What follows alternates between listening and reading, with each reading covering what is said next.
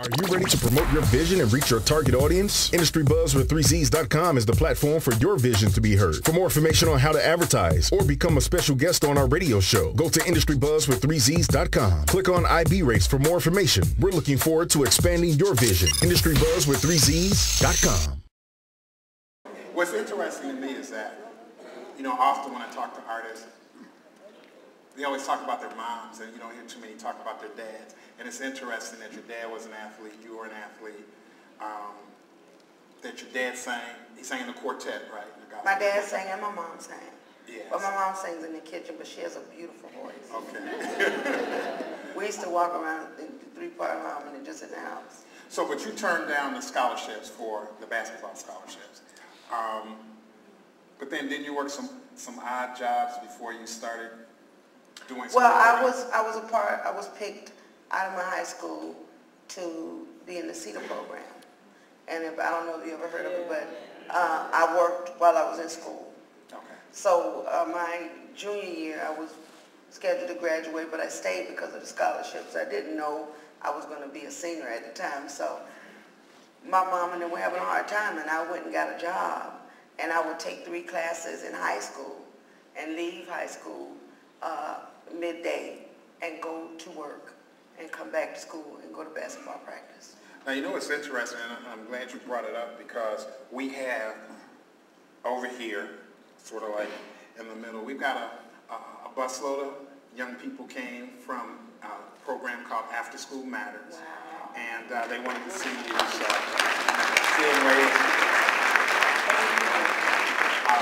It means a lot to me, a whole lot. I've been going around to colleges and doing different stuff, just trying to help educate people about the business. I think, some of us jump into it and we learn by trial and error like I did through my experience. I really want to help people skip that part so they can get more enjoyment out of their career a lot sooner.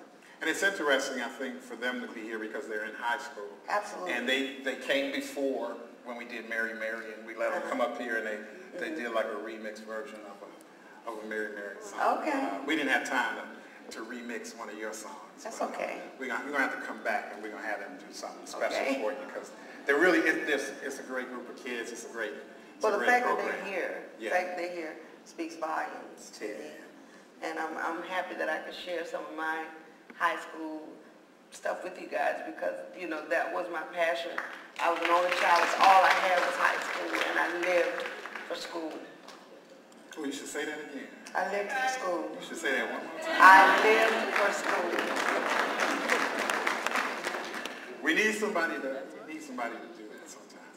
Well, it's just important. to let kids know. Well, it's important because I think that, I used to be, just so you guys know, I play saxophone. I was a drum major in the band at one point, and I had to fight my way through. Being from South Carolina, a lot of people don't know, I was, brought up in a very prejudiced time. And, my complexion had to work 10 times harder.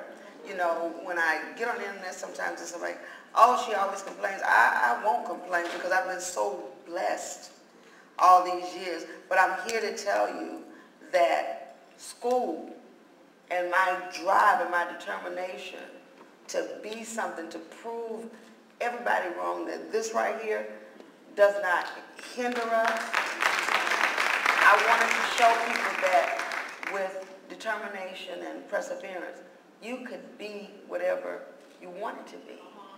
And I was the first dark-skinned young lady at my high school to get nominated for Miss Homecoming Queen. My record came out before I could actually compete. So I had to make a choice, and I walked away from it. But just the idea that things were starting to change as a result of my determination. And I wasn't prejudiced. I was very fortunate. A lot of people didn't know. My mama still to the day lives to shop at the thrift store. She finds her passion there. I ain't mad at her because she comes home with some nice stuff sometimes. And I had so many clothes, and everybody just thought, oh, Angie, your mom and them got it going on. I'm like,